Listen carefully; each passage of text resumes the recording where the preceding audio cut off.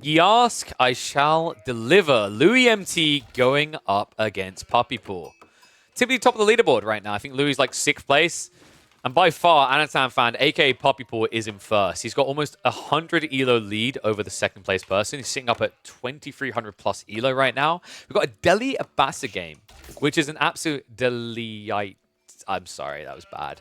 To watch, because actually, we don't get to see this matchup very often. But when we do, I gotta say, the Abbasids are looking pretty fierce. They look decent before the buffs to the 2TC build, with the change now that you get fresh food stuff in the mill. They look even better since. The reason why I really like Abbasids in this particular matchup is the fact that you're able to force the Delhi to do something different. Delhi always want to open Ghazi. If you go for the military wing as the Abbasids, they can't. They have to react by opening Archer, and that slows down their timing. The importance of that is it allows you to rush a second TC that you get loose. Said it before, say it again. Like, people are sleeping on just how good free units are. I say sleeping on it, players know. But I think the general public don't realize just how valuable a free unit spawn is, especially 2 types of unit spawning. You've saved 300 resources in the buildings alone. Then the units alongside that, you've now saved 320 resources. So when you put those numbers together, that's 680 resources saved to do something, right? And the cool thing about getting spears and archers is you get a lot of agency over what you want to do. Part of me would not be surprised if military wing eventually ends up getting nerfed. I wouldn't be surprised if they changed it to 2 spears, 1 archer, or 3 archers, right? Different approaches there, right? Or even 4 archers, where one thing can be countered versus the other. Because right now, this is dominating Abbasid picks, like 75% of games at this point. Every time people hear me say that stat, the number goes up, because it honestly is going up. You very rarely see the other options. You might occasionally see Trade Wing on something like Lipany, depending on the matchup. Or you might very rarely see Eco Wing to begin with, if someone's playing like 4 TC. But I've seen it time and time again. Even when an Abbasid player is going for 3 TC, they choose Military Wing, because it secures you. It's no different than what's happening right now with the Abbey of Kings, where the Abbey of Kings feels OP because you get this king for free that forces you to react to it. Oh, Louis went random civ in this one, Crackety? Wait, are you telling me that Puppy Paw intentionally picked the Delhi? Oh my god, what a sweat lord. Wait, we've got a few upcoming tournaments, right? And I believe they're all going to be using seeding based on ladder. Is that correct? Or are more people moving over to the new replacement for the ATR system where it takes your tournament performances? Voldemar used to do military wing into stables. Yes, that's actually done by a few players. Voldemar's definitely one of the leads on it. The reason that's really good is you tick all 3 boxes of the counter triangle, but you only spend a third of what other civs would to do it, right? Like, if you think about the power of that, of having 6 units, 2 of each of the corners, that early on in the game, it makes you uncontestable for most civs. It's very powerful. If you made a tournament personally, you would make it off the ladder. It's the best way to incentivize players. So I've had this discussion. It's kind of an interesting one. I think there's a balance point where I respect the value of what they've tried to do with the new ATR system. The issue with it is obviously that it desensitizes players to the idea of playing small tournaments because they get punished. The positive of it is that it makes it more accessible for players to compete who don't have all the hours in the world to compete, right? Which I'm a big fan of. Like, if you just got raw talent but you can't always be there, kind of makes sense that you should have a way of like getting in that way, right? But I do also feel like one of the big things that frustrates me about that new tournament system is like if I want to run show matches, right? I remember I said at the time we had a podcast on it. My cost to run show matches just doubled because I have to convince people to risk the tournament placements. For now, we're focused on just the pubs. Tech Up comes out. Stone has already been gathered. I imagine we're going to be looking at a TC drop on the deer to the south side. In fact, screw that. Louis is going to shove them in, isn't he? That's sick. I love that. So the cool thing about this is, let's say that Puppy Paw did still open with the stables. You've already failed to get value out of this play because he went Ghazi. And also, in fairness, Delhi players can just add a lot of Ghazi in to still beat your 4 units. So he's not even going to waste effort on it. Instead, he's going to get the economical value out of the military wing. Deer shove in here means he can just look to drop the TC either on the berries or aggressively on the berries here. It's probably going to be safe at home, so maybe we see him drop it on the gold. That is quite popular with the Abbasids, simply because it makes it very easy to go Castle Age, and in this case, it protects your tree line.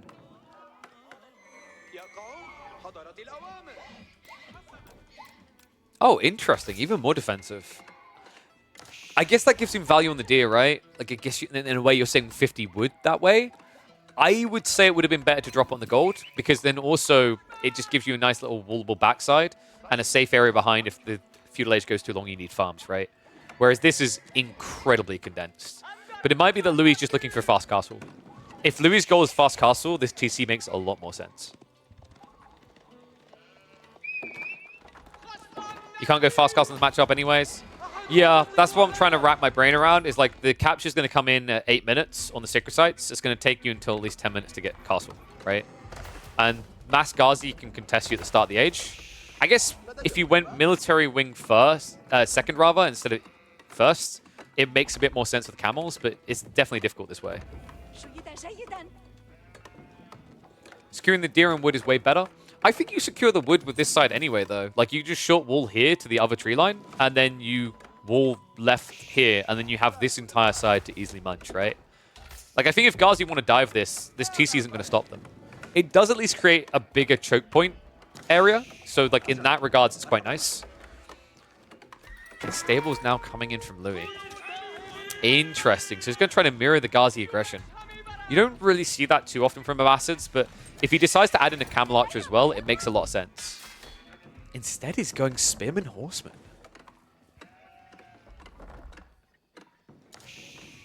I do think a lot of players are sleeping on the idea of the old Horseman Camel Archer build. It's very valuable here. You have the mobility to stay away from the infantry, and then if your opponent doesn't engage with it, you can just flank raid and kill his economy, right? And you're against an opponent who's going to play Pocket Eco anyway. I don't know, man. I think Camel Archers, that little buff, has made this whole idea of layering them in so much better, because your opponent's now just massing Ghazi Raw. If you go mass Horseman, get enough to front line, and then stick a Camel Archer behind it, all of a sudden these Ghazi turn into normie Horsemen. Instead, he's going full defensive. I've said this before about Louis, like, sometimes in these games, he does have this tendency to lean to his defensive playstyle to get his late game.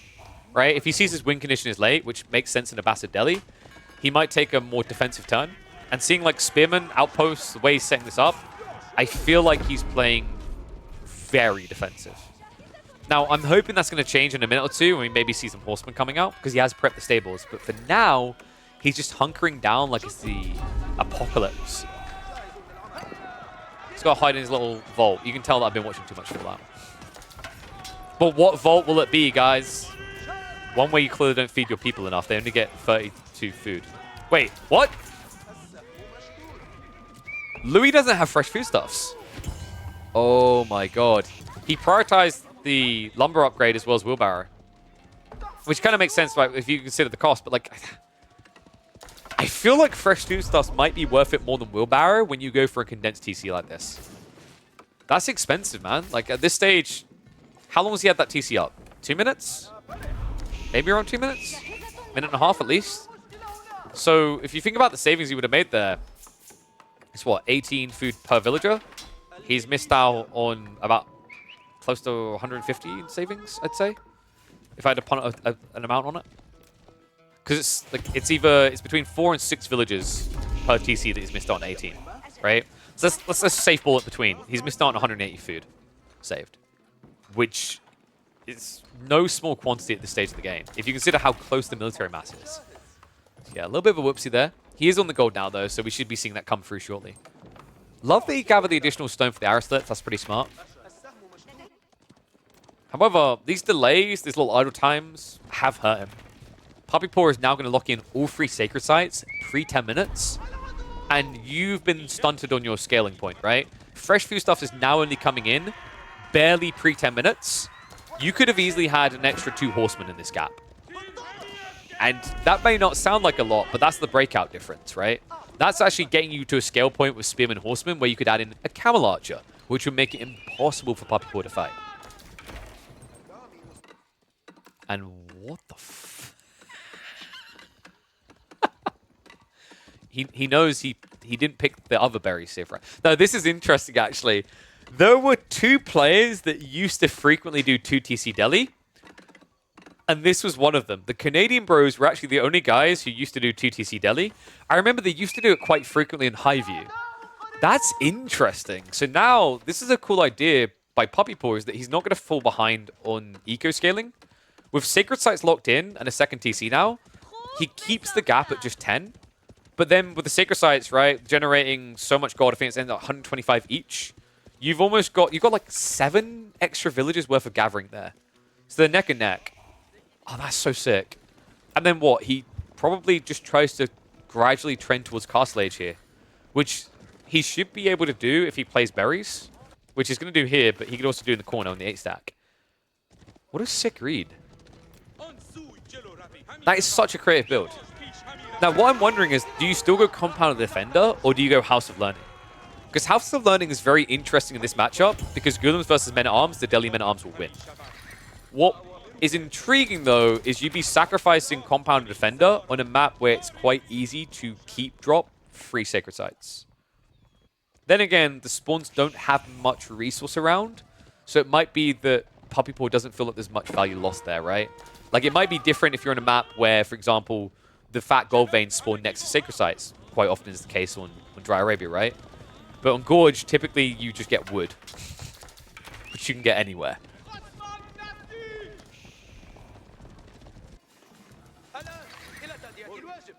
So who do you favor right now? If you guys had to choose a side, one's for orange, two's for blue. Whose position would you like to be in right now? The amount of people that reluctantly who hate Delhi are going to raise their hand right now and say orange is like, it's a fair one, right? Like, Delhi have a phenomenal position in this game right now. Louis isn't going to try to break out anytime soon until he's forced to, because realistically, Louis needs to reach Castle Age to tech up all these archers. That's the thing we're watching for here. It's a very delicate phase in the game, because Puppy Paw doesn't have an advantage if he rushes Castle Age. He loses advantage, because his army can't be rushed to upgrade, right? Louis can. So what I'd like to see from Puppy Paw is just trying to sneak a scout in occasionally and see if the tech up triggers. Because if he misreads the game and allows that tech up to come through, Louis will rush to unlock the archer upgrades, and you'll lose the fight.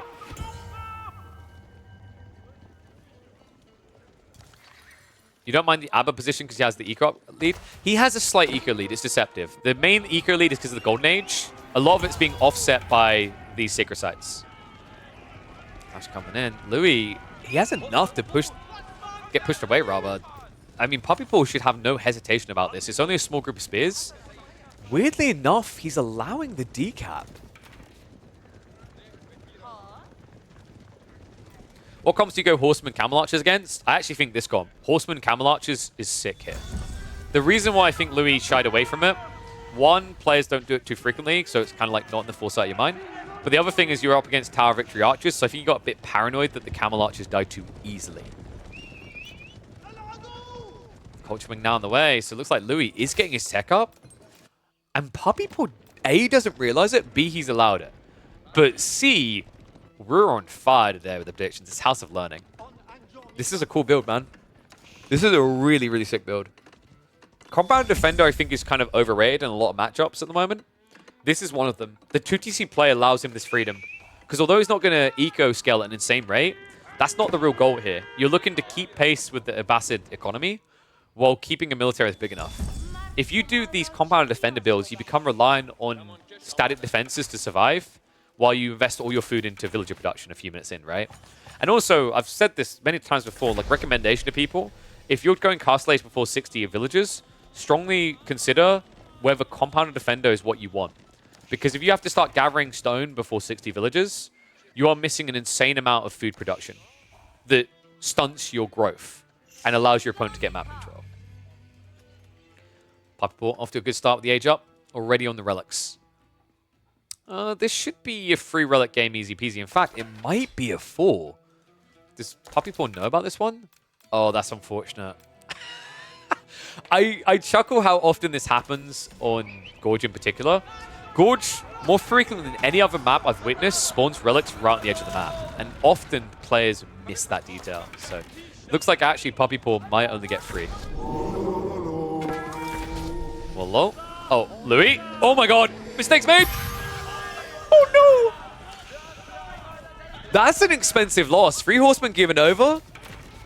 That means especially the Skull's going to be able to get even deeper. He's shifting away. Will eventually drop, but gets it close enough to home. Wow, Louis fumbling there and giving over something he should not. Tech up's complete. We have now got Home Blades immediately being queued up. Other things I really like here, Home Blades is obviously the sickest of all sickness. But actually, I think Tranquil Venue is kind of underrated. Especially if you're going to go for a keep drop in the center, which is feasible on a map like this. Because simply when you keep drop, you must drop as well, right? Ray coming in is at least going to chip 1 or 2 villages. No textiles. A little bit surprising by Puppy Paw. I think he'll look to fix that now, considering that you know your opponent has stables. He'll likely invest in more stable units. Meanwhile, Puppy Paw now looking for a trade. Credit to him, man. The Veterancy on Archers is going to come through quicker than what Louis gets. That's wild. Good scouting here. Sees the Archers ahead of time. Shifts away. However, south side might be more problematic. Veteran Ghazi are in. These guys hit like a truck. They hit for the same damage you get out of a feudal Order of the Dragon horseman. And with no textiles, Louis may have just made a mistake. He runs past them! Oh no. Luckily, it looks like half the villagers get away with this. But there's no army at home right now other than crossbowmen. Crossbowmen that get countered by this. He has to go for the trade. Louis has at least taken out the TC, so well played to him. But a lot more economy in the meantime is going to be lost for blue. Puppy Paw getting a great raid in here, but now needs to react at home. Archers are marching back. I think Puppy Paw misstepped here. He needed to bring one comp, not both. He sent Archers one side, Guards the other. Louis had the fantastic read to just full-on send it down the center. So the Ghazi are eventually going to be pushed away. So at the tail end of it, not really much damage done. Puppy Paw did injure a lot of villages, but Louis, surprisingly enough, only losing 4.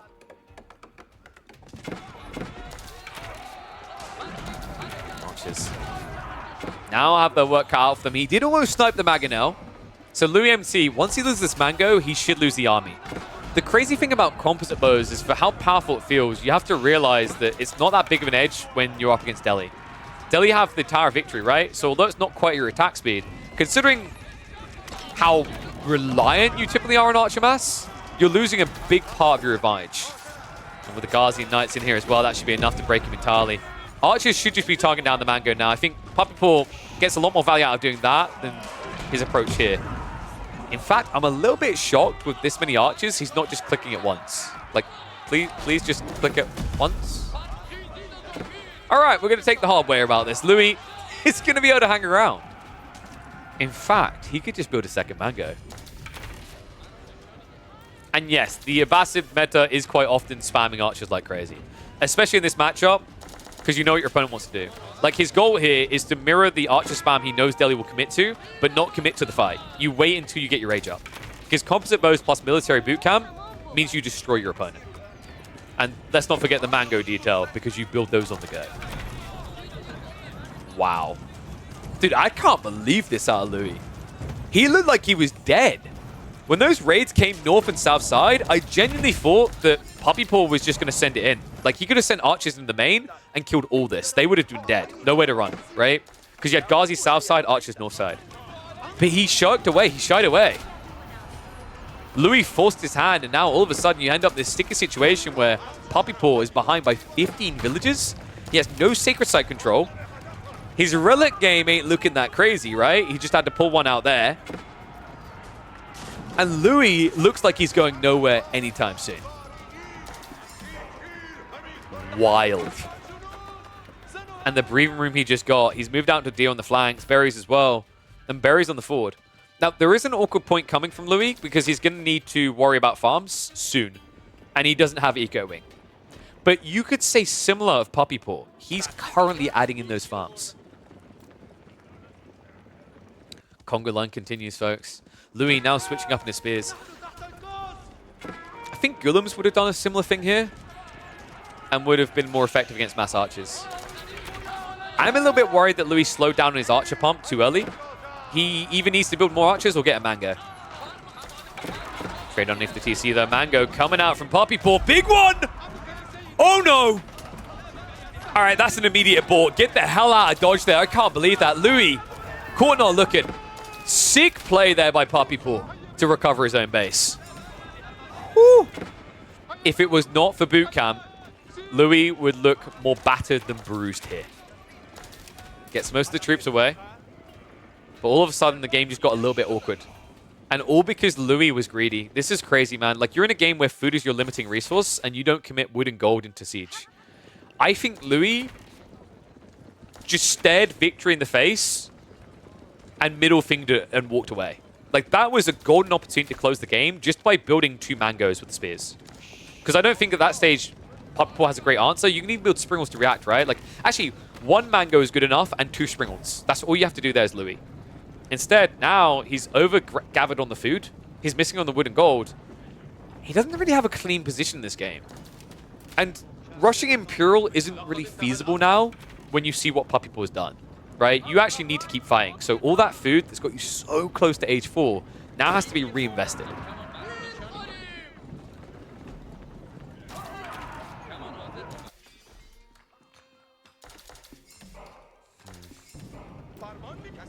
All starting to go up from Louis, so it looks like we are going to be trekking into the late game.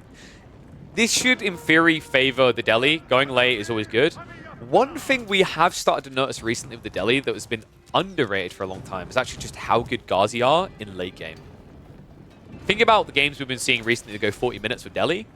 This Civ isn't as underwhelming in Imperial as we used to envision. Between the extra food gathering you get from your Imp landmark choice and the fact that you get these superior horsemen, when you consider that a lot of late game revolves around the idea of massing horsemen and raiding, kind of makes sense why actually Delhi aren't as weak as we once thought there. At the same time, you are going up against Abbasid though. And Abbasid late game is an entirely new beast. I feel like Abbasids are still top 3, top 4 in late game. Between military boot camp, camel support, all these eco techs, whether it's trade or eco wing, not many civs can compete with that. And yes, Tower Victory Men at Arms is insane. It's another reason why I actually want to see more players doing House of Learning like Puppy Paw's done here. These guys are absurd normally in a matchup versus Gulim because Gulim double strike and cost more, so they're not as good against armored units. But when you get that +3 damage with that attack speed, it means you just destroy front lines of Gulims. And you do so in a more cost-efficient way, right? 120 resources compared to 150. Eco wing tech up now on the way from Louis, so it looks like he's trying to avoid that mass farm transition before he gets the cheap. He's already 18 farms in though. Like, the weird part is his choice here. By the time he techs up, he's probably going to add in another 20 farms before he gets Crescent. Because if he waits, he's going to have no food. So kind of an awkward phase now for Louis where he waited a little bit too long to go eco wing. And he's not going to see that much value because of it. What win condition do most players try for? What is Delhi? Sacred Site. Sacred Site, and then usually what happens is your player overcommits, you kill him, and then you can either go Castle Age or end the game. Delhi is like one of the most purest forms of Sacred Site victory. Archer Crossbows able to defend this. Mangonels barely phased. Looks like the Men at Arms did actually do the force march in, so they got the kill. Okay, that was sick. I was so busy answering the question, I didn't catch it, but Puppy Paw is actually using force march. And I'm annoyed I missed it. Because this tech is so underutilized, it's insane. Force March gives you the ability to run down siege like there's no tomorrow. What a sick read. Puppy Paw now maintaining that military lead and also the siege advantage. Springs coming out, but more waves of Men at Arms also on the way. It's like pocket resources still being played. A few archers are going to try to sneak in, but moot damage, right? And now you're in a game where the Delhi player has 30 farms. The Men at Arms spam is not going to slow down. Louis about to get his tech up though. He's going to get punished for this. Springs get sniped out. And all of a sudden, one mango still in play means that Louis is going to have to dance to the tunes of Puppy Paw. Double string comes out though. Gets the immediate snipe down. Okay, so Anatan, Svan. I keep calling bloody Anatan. God damn it, Puppy Paw. I think Puppy Paw is just going to look to try and go Imp now. You won't be able to end the game with mass archer crossbows. You can at least raid eco. That's not too bad of an idea.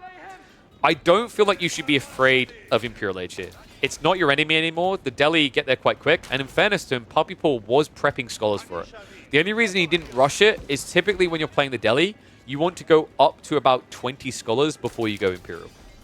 If you don't, you just don't get your unlocks quick enough. And you can tell Puppy Paw is going for this tech up. Like, backing up like this is a surefire sign. That's something that I think Louis is going to clearly know as well. Unfortunately, he didn't go for the West Side Gold. That would have blocked Louis out of getting these premium units, because now with all this gold access, Louis should be looking to get into hand cannoneers. Pretty valuable unit here, especially with boot camp.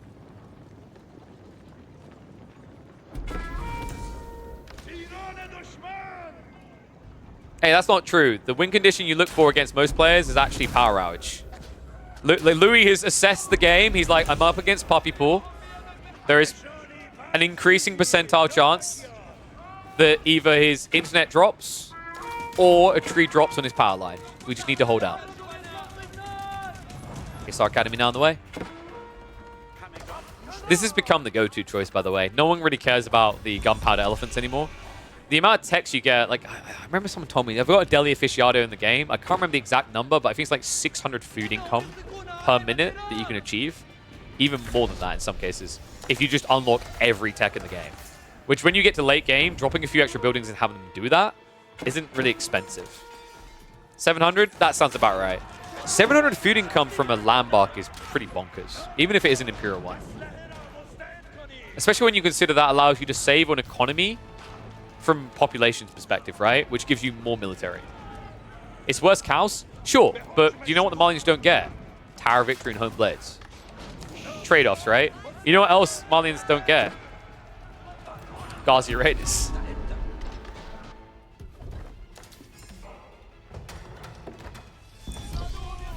Corvinus says Elephant Landmark is worth well more. Well, I haven't seen Corvinus play Delhi in months. He only plays Order of the Dragon now, so... Unless he wants to go back to playing Delhi regularly, I'm going to have to pass on that comment. Little raid coming in. Keeps are now going up. In fact, I think that's the first keep quite late in the game, right? So we shouldn't be looking at any sort of substantial tech unlock. See, also being queued up. That's sick if he can get his hands on it, because that means after he's done all the researches, he converts this into an attack army. At this stage in the game, looks like he's actually already generating about 400 food income a minute out of that landmark. Not bad. And yes, the healing auras can be pretty impactful between fights. Instead, there's going to be a backstab coming in, though. Men-at-Arms, the Forced March! And straight in they go! What a sick ability! Forced March with the gap close. Siege getting cleared up.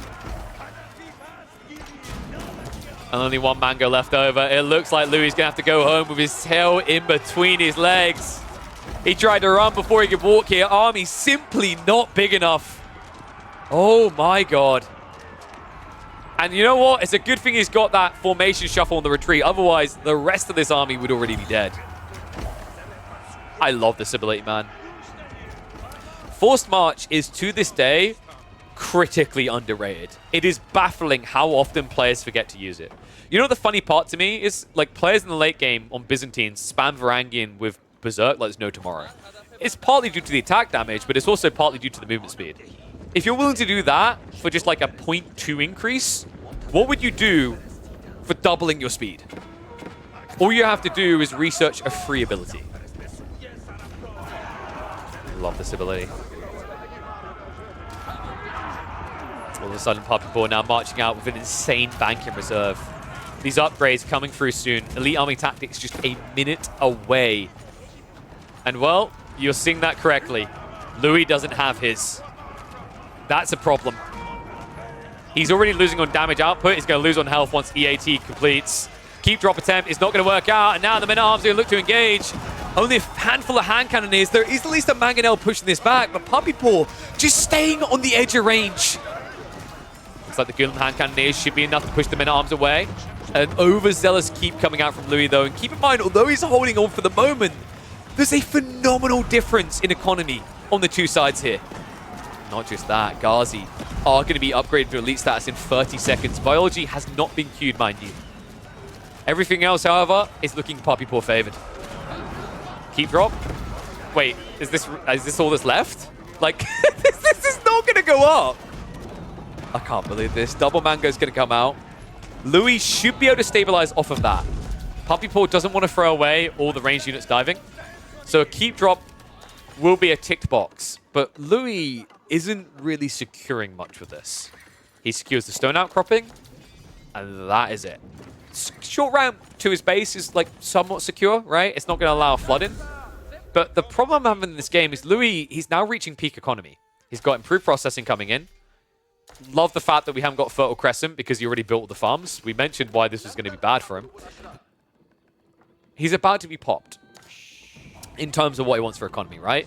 And what I'm worried about there is Puppy Paw still has some breadth to this, right? He still has some way to go.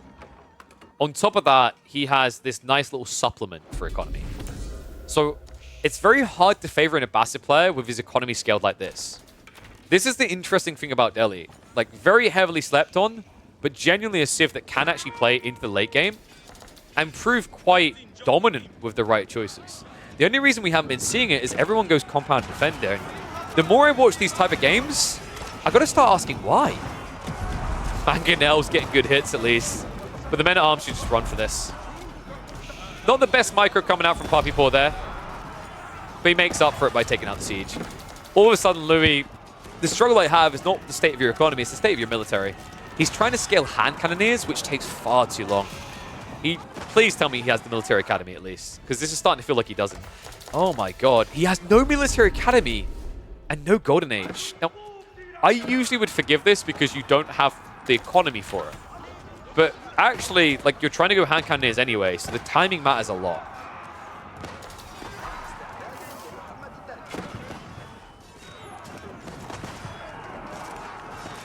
So that's interesting from Dragavan. Elephant Landmark gives one cannon elephant just over a minute.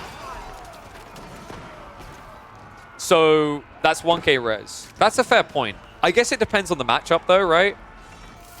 Like, would you want that if your opponent's building mass hand cannoneers? Also, like, the point I was making is actually the Delhi thrive off of Ghazi in the late game. And that doesn't help you with Ghazi. Like, my issue is it's a different thought process, right? If you go for the Elephant Landmark, the Thing of the Sultan, is it Tower of the Sultan? No, I'm thinking wrong civ. If you go for that landmark, you're looking to build a slow-moving army. I actually prefer this type of build. Men-at-Arms in Ghazi is smart. You're using the Hisar Academy to full effect, and you're using a mobile force that moves fast. If you're up against the Abbasids, you need to ask yourself a question. Do you want to take a slow, methodical fight against a siege civ that, you know, has culverins, has hand cannoneers, has premium units, and better late game? Or do you want to play it fast? I feel like you want to play it fast.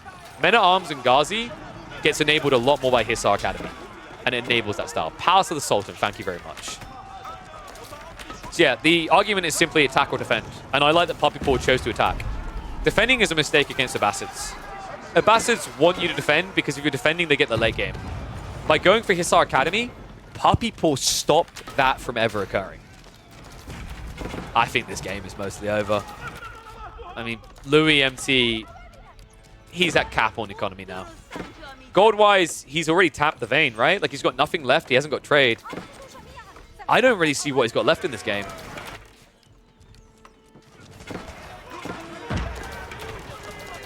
Wait, sorry, he's got 1 gold left, right? Over here. But that's, yeah, that's gone. So he's just used up all the gold he's got left over. Camel support is a cool detail. I'd love to see him go into that. Military Academy was remembered in the end. The problem I now have in this game is that Puppy Paw still has an absurd amount of gold. He has 6.5k gold in reserve. Relics, Sacred Sites, and he's only really spending gold on Men-at-Arms. So Louis' only way of winning this is now to wall and fight with hand cannoneers, spears. The problem is these walls are only palisades. He needs stone walls to make this work.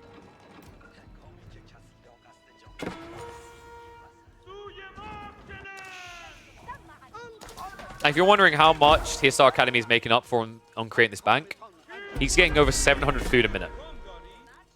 So that is almost a quarter of his economy coming from a landmark in food, at least. That's insanely powerful here. You're just seeing the queue build up, by the way. 35 Ghazi, 20 men-at-arms in reserve. You can't lose him fast enough. Hand Cannoneer Master Rava is cool, but I actually think Puppy Paw could just build 2 mangoes here and end this. The mutual gathering on stone as well. This is turning into a drain game. Love that Puppy Paw is able to do this, by the way. Like, if you think of these 2 players, Louis is a drainer. He loves to get to this stage in the game where you carve up the map and take resources away. I'm always amazed by how Puppy Paw is able to navigate Age of Empires 4. Typically, players fit into that kind of strategy or more of an all-in approach. What I've noticed with Puppy Paw of recent in 2024, he dances this beautiful line between the two. He looked for aggro with Delhi. When he couldn't find it, he played eco. Then he comes back for attack, and then he turns it into a carving game. It just feels like he's one step ahead, whereas, you know, regardless of how good Louis is in the early game, because I think he actually is, you can always see him trying to play for the late game, for this eco scaling, for more of a greedy approach. And it definitely costs him. This game's looking a bit rough. Hello, Freya. I'm being randomly accosted by a baby. The game is looking pretty much over at the stage, which seems beneficial as my daughter is about to attack and destroy everything in my office. At this stage, I just generally don't really know where Louis goes from here. Unless he can set up trade, get 30, 40 traders going, and keep hand cannoneers going, he's just going to lose map. I told you guys, like, Ghazi Men-at-Arms is insane. Ghazi are just such a pop-efficient unit. 240 HP on a horseman is pretty damn good. Wait, is that with biology? Mathematically, that's not with biology, right? He's missing the tech. I think? I feel like he must be. No, he's got it. That health number seems low. Am I just map-brained? Oh, yeah, it is correct. Yeah, it's plus 40. My brain was being weird there. 3-6 that's locked in. I mean, Louis going to have to make a move now. He's not going to get any stronger as the game goes on. His opponent has so much gold generation, it's getting absurd. Puppy Paw with the keep drop down the center. Not looking like it's going to go up successfully, but the trade-off is worth it here. He finds his way into the back economy. Louis already down to 114 eco. By the end of this raid, we're probably going to be looking at about 90, 85 eco left. And at that stage, the Abbasids aren't the powerhouse in the late game that you'd like. Are you kidding me? Like, he just almost gets the castle up.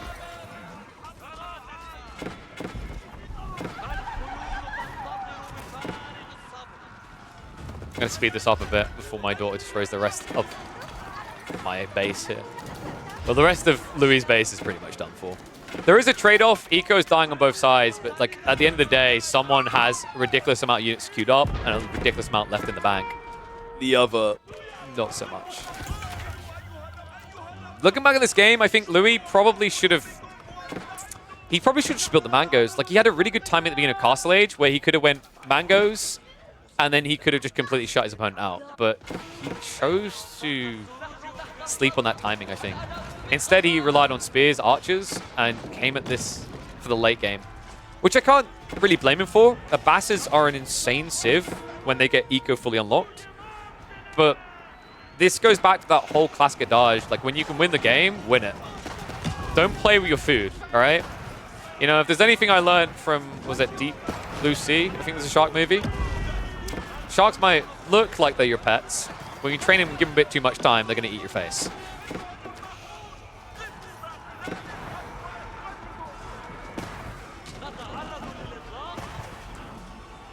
And now hand cannoneers. Jesus, Puppy Paw has all the bang. It's insane the way he played this. Like, he literally used Louis' intentional game style against him. He drained resources and then came back at him, right? He waited until there was no gold left for Louis and then played into mass hand cannoneers when he can't.